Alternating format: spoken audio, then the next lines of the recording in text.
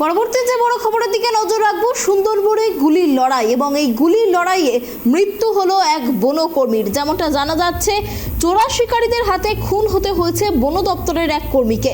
শনিবার রাতে বোট নিয়ে জঙ্গল সংলগ্ন নদীতে টহল দেওয়ার সময় হরিণ শিকারীদের মুখোমুখি হন বনকর্মীরা। তখনই দুষ্কৃতীরা গুলি চালায়। ঘটনাস্থলে মৃত্যু হয় বন দপ্তরের ওই কর্মীর। তার মাথায় কুড়ুলের আঘাতের চিহ্নও রয়েছে। বন দপ্তর ও পুলিশ সূত্রে খবর, নিহত বনকর্মীর নাম অমলেন্দু হালদার, রায়দিঘির বাসিন্দা তিনি। জানা গিয়েছে, শনিবার সন্ধ্যায় বোট নিয়ে বের হয়েছিলেন অমলেন্দু বাবু। সেই সঙ্গে আরও 3 জন কর্মী এবং বোটের 2 কর্মী ছিলেন। এ বিষয়ে আরো বিস্তারিত জানবো। আমাদের সঙ্গে রয়েছে আমাদের প্রতিনিধি গোপাল। গোপাল, দেখো, যেমনটা জানা যাচ্ছে, সুন্দরবনে গুলির লড়াইয়ে এক বনকর্মী নিহত হয়েছেন। ঠিক কি ঘটনা ঘটেছে, কি জানা যাচ্ছে? আমাদের যে সুন্দরবন বলতে যেটুকু জানি, গোসাবা, বাসন্তী থেকে আরম্ভ করে বলি ক্যাম্প, কলস, এগুলো হচ্ছে সুন্দরবন লাগোয়া।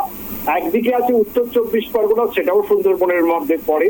অপর প্রান্তে কিন্তু বাংলাদেশ, যেখানে সব থেকে আশ্চর্যের বিষয় হচ্ছে বাংলাদেশ থেকে বহু চোরাচালানি কিন্তু এই ভারতবর্ষের এই সুন্দরবন এলাকায়, অর্থাৎ দক্ষিণ 24 পরগনা, উত্তর 24 পরগনা লাগোয়া যে নদী জঙ্গলগুলো রয়েছে সেখানে আসে। মূলত তারা আসে এই আজমলমারি জঙ্গল কিংবা বনি ক্যাম্প, এইসব জায়গায় প্রচুর পরিমাণে হরিণ রয়েছে, সেই সমস্ত হরিণ শিকারের জন্য। এবং অনেক সময়ও দেখা গেছে জলদস্যুরা আসে। কিন্তু আশ্চর্যের বিষয় তোমাকে যেটা বলি, বন দপ্তরের যেটা কাজ রয়েছে, সুন্দরবন পুলিশ জেলার যেটা বন রেঞ্জ রয়েছে, সেই রেঞ্জের যারা কর্মী রয়েছে, রেঞ্জের কর্মীরা প্রত্যেক দিনের ন্যায় গতকাল অর্থাৎ শনিবার তারা কিন্তু তাদের যে টহলদারি নৌকা রয়েছে সেই নৌকা নিয়ে এবং বলতে পারো তাদের যে বন্দুক রয়েছে সেগুলো নিয়ে তারা কিন্তু জঙ্গলে টহল দেওয়ার জন্য যায়, যাতে চোরাচালানির হাত থেকে হরিণ বা অন্য কিছু বাঁচানো যায়। কিন্তু সেটাই যাওয়াই তাদের কাল রয়েছে বলতে পারো। সেখানে যখন তারা পাহারা দিচ্ছিল, অতর্কিতে তাদের উপরে হানা দেয় এই বন মানে চোরাচালানকারীরা যারা রয়েছে, অর্থাৎ হরিণ শিকারীরা বলে মনে করা হচ্ছে। তারা আসে এবং গুলি করে।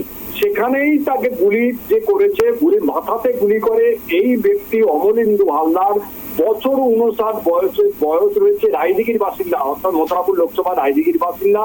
তাকে যখন হসপিটালের উদ্দেশ্যে আনা হচ্ছিল তখনও কিন্তু আক্রমণ করে বলে যেটা বন দপ্তর এবং পুলিশ সূত্রে খবর, এবং অন্যান্যরা যথেষ্ট আহত হয়। কিন্তু আশ্চর্যের বিষয় একটা জিনিস দেখো, তাদেরকে গুলি করে জঙ্গল থেকে চলে গেল। অন্যান্য রেঞ্জের যারা ওই কাছাকাছি যারা ছিলেন তারা কিন্তু এখনো পর্যন্ত গতকাল থেকে আজ পর্যন্ত বাংলাদেশের যে বর্ডার রয়েছে, বর্ডার লাগোয়া কিন্তু তারা কিন্তু চালাচ্ছে, বিজয় তল্লাশি চালাচ্ছে, কিন্তু এখনো পর্যন্ত কারো ধরা সম্ভব হয়নি। তবে ইতিমধ্যে এখানকার যিনি ডিওপো রয়েছেন মিলনবাবু থেকে আরম্ভ করে সুন্দরবন পুলিশ জেলার পুলিশ বিশাল সাজে সজ্জিত হয়ে তারা কিন্তু এলাকার উদ্দেশ্যে রওনা দিয়েছে। অনেক ধন্যবাদ গোপাল আমাদের সঙ্গে থাকার জন্য। আপনাদের আরো একবার জানিয়ে রাখি যে বড় খবরের দিকে নজর ছিল আমাদের। সুন্দরবনে গুলি লড়াইয়ে মৃত্যু হলো এক বনকর্মীর। জানা গিয়েছে, চোরা শিকারীদের হাতেই খুন হতে হয়েছে ওই বন দপ্তরের কর্মীকে।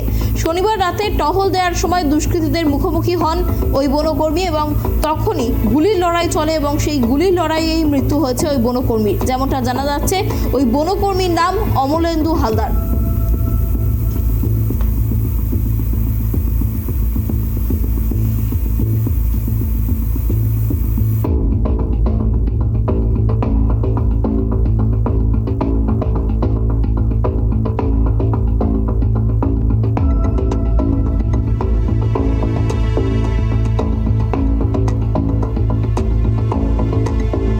আপনারা দেখছেন ট্রাইব টিভি বাংলা, বাংলার আপন।